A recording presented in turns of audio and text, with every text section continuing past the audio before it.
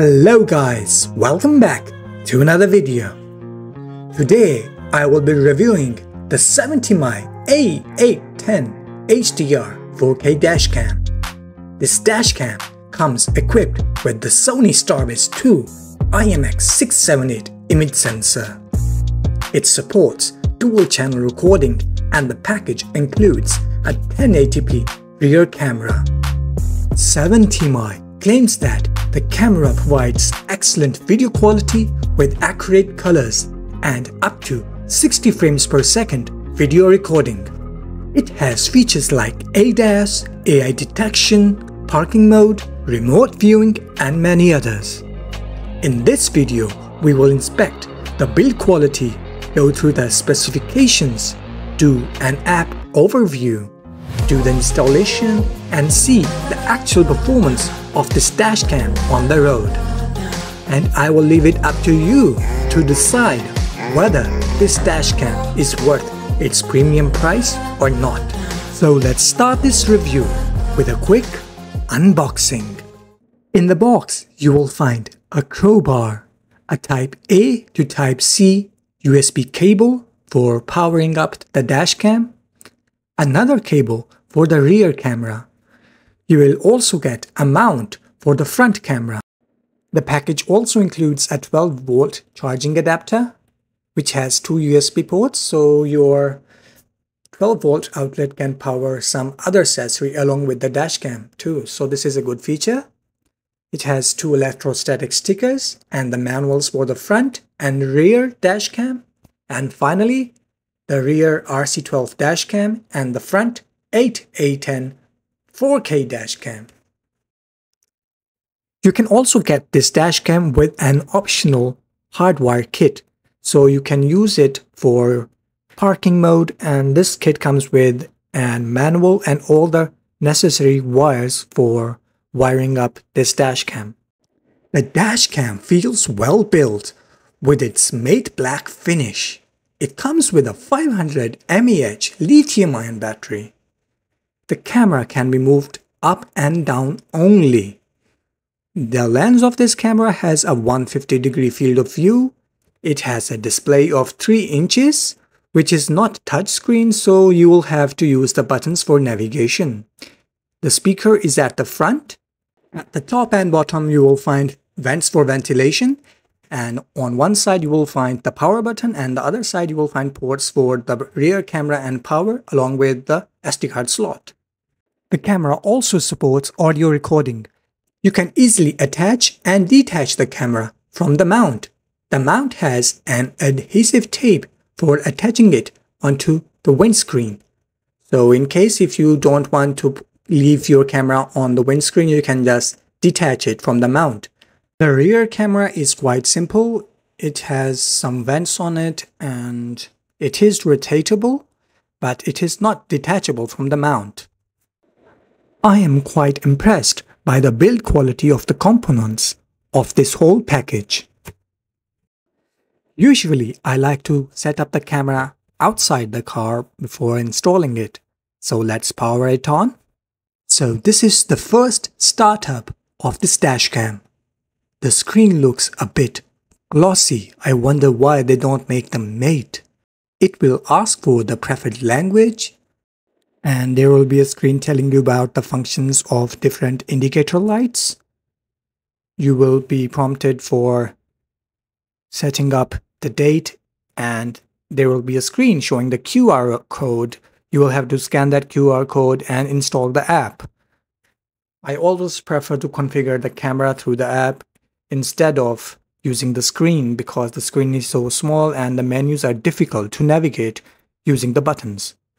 This camera did not come with an SD card, so you will have to use your own SD card. In this case, I am using a 128GB SD card. This camera supports SD cards up to 256GB. After putting in the SD card, you will be prompted to format it. Using the buttons, you can navigate through the menu of this camera. You can adjust various settings and turn off or on various features of this camera, such as HDR, audio recording, ADAS, length of the video clip, speed units, GPS coordinates, things like that. For downloading the app, you can scan the QR code available in the menu of the camera. After scanning it, download the app, turn on the Wi-Fi through the camera, and it was a bit tricky here. You have to make an account on the app. You have to turn on the Bluetooth and Wi-Fi both, but I managed to make it run. It was not as smooth as I expected, as it usually works with my other dash cams. It was a bit tricky, but I made it work. For some reason, I had to turn on my 5G internet, then it was able to connect.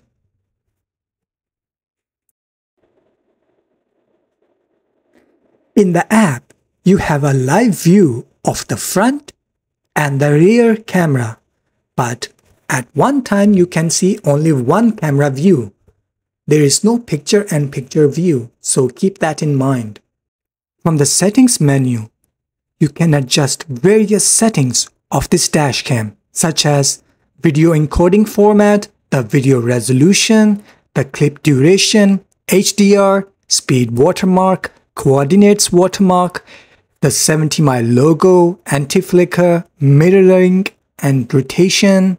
You can also adjust collision detection, motion detection, time-lapse, emergency video, and ADAS. The ADAS feature needs calibration, so before using this feature, you have to calibrate the dashcam, which usually takes 5 to 8 minutes. You can watch the recorded clips on your phone. I really like the timeline feature in this app. Now let's install the dashcam in the car. For this, you will have to clean the windscreen with some isopropanol. So spray isopropanol onto the windscreen and wipe it dry with a microfiber cloth. Make sure to dry it properly and there should be no residue on the windscreen. Now apply the electrostatic sticker onto the windscreen. Then peel off the cover on the adhesive tape on the mount of the dashcam.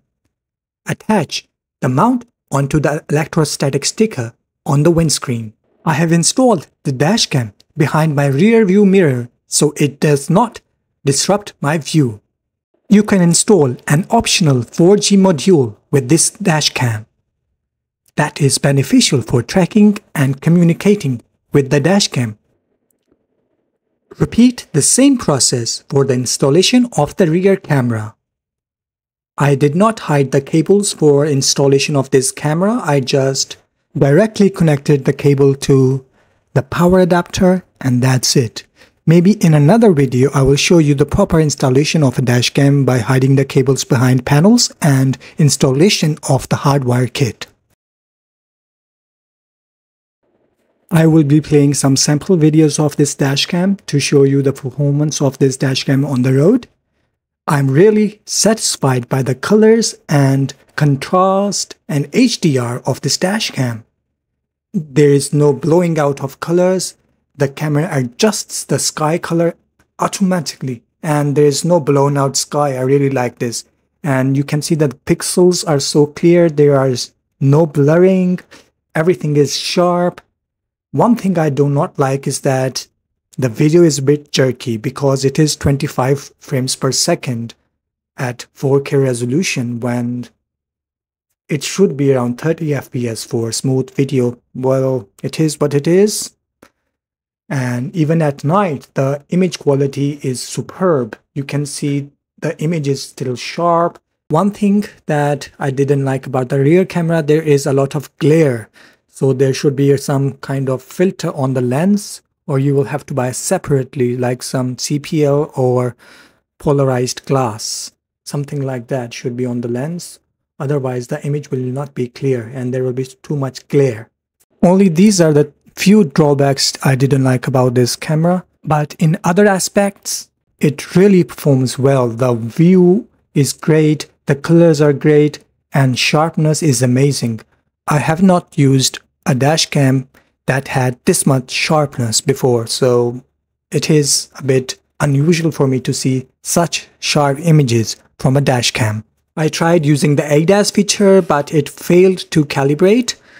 I will make a full-on video about the ADAS feature of this dashcam in the future.